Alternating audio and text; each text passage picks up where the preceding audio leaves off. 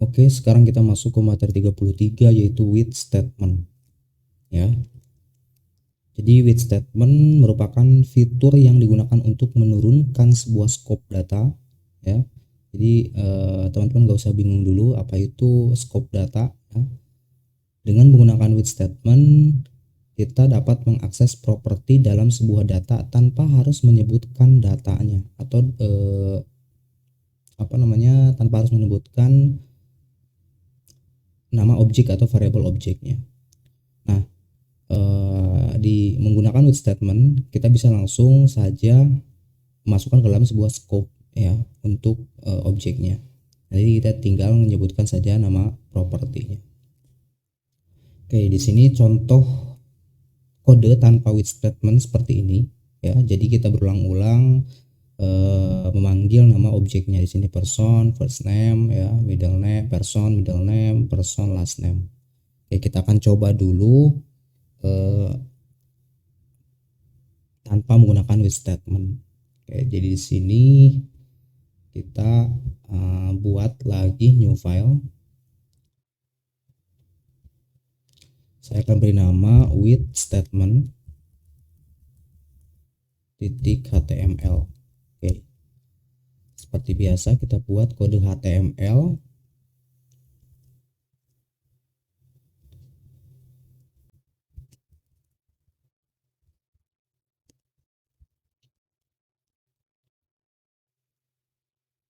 Di sini kita punya objek let person.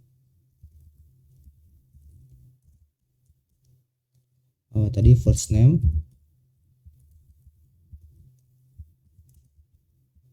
misalkan Dean, lalu middle name,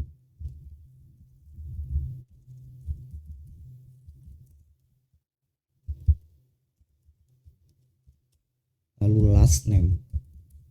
Kita punya objek seperti ini propertinya. Oke. Lalu di sini cara pemanggilannya kita gunakan console.log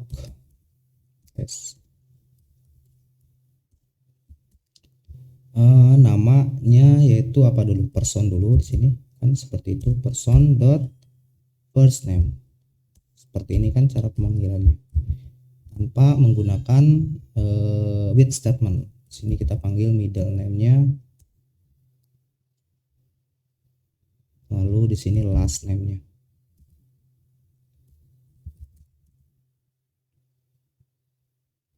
Oke, kita coba running ya. Di sini kita coba klik kanan inspect. Karena kita jalankan di konsol, nah maka keluar ya. Keluar ini Dean Ahmad Jelani. Nah, ini kita abaikan saja. Ini. Oke, ini keluar Dean Ahmad Jelani. Atau kita nggak usah pakai ini deh, nggak usah pakai live server, kita langsung buka aja di filenya langsung. Mana nih modul JavaScript with statement.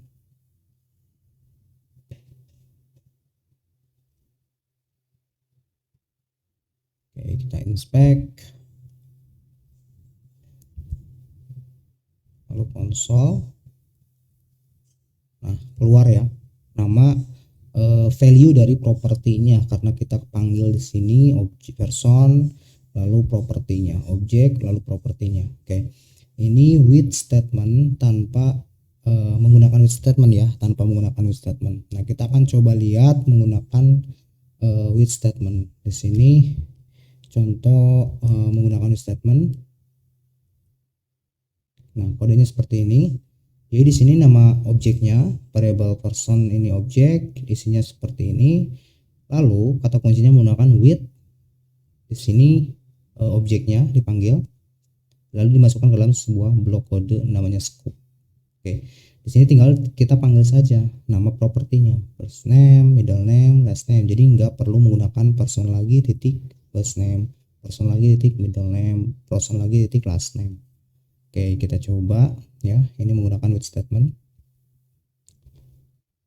Jadi kita akan copy ini. Di sini kita tinggal menggunakan kata kunci with seperti ini, lalu masukkan objeknya di sini, person. Lalu kita paste di sini untuk isiannya.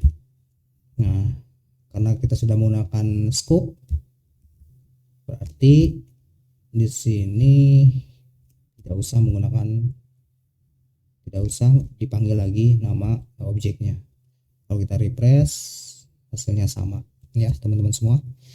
Nah, itu jadi menggunakan with statement seperti itu, disimpan di sini untuk nama objeknya, lalu propertinya kita tinggal panggil saja. Cuman ada tapinya nih, ada cumannya nih. Cuman di sini with statement tidak direkomendasikan ya. Kenapa? Walaupun with statement ini sangat menarik, oke, namun kebanyakan orang tidak merekomendasikan penggunaan with statement. Hal ini dikarenakan with statement kadang membuat sebuah kode menjadi ambigu.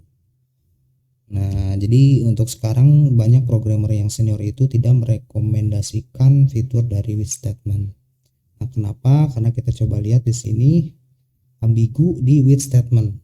Oke, ini contoh kode ambigu. Misal di sini kita mempunyai objek person dengan isi seperti ini propertinya ya. Lalu di sini juga kita mempunyai sebuah variabel dengan nama ini first name sama. Oke, nama variabel dengan isi properti dari person ini sama.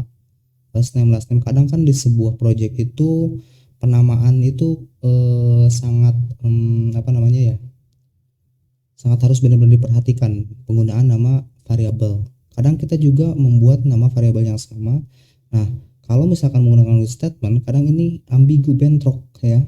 Apakah first name ini dari variabel yang ini atau first name ini dari properti objek person? Karena ada nilai yang sama di sini meskipun value-nya berbeda. Oke, kita coba lihat ya. Di sini kita coba lihat. Kita coba praktekkan di sini. Di sini misalkan kita punya let nama first name, nama variabelnya first name, isinya misalkan Messi. Lalu kita juga punya let last name, namanya misalkan Ronaldo.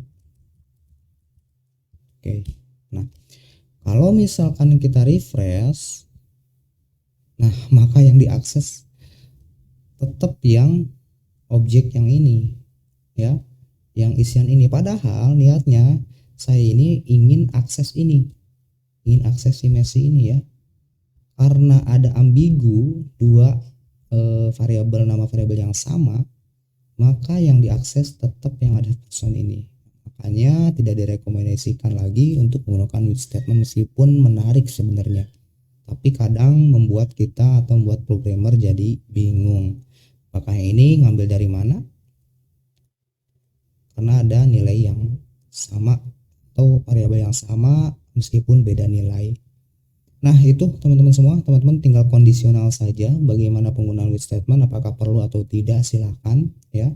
Silakan dicoba. Kalau misalkan perlu ya silakan diterapkan. Kalau misalkan tidak juga tidak apa-apa ya, karena memang with statement sudah tidak direkomendasikan lagi. Tapi kenapa saya di sini men-share kepada teman-teman semua, karena supaya teman-teman juga tahu bahwa di JavaScript ini ada fitur yang namanya with statement. Nah, itu teman-teman semua seputar with statement. Oke, kita akan ketemu lagi di video selanjutnya.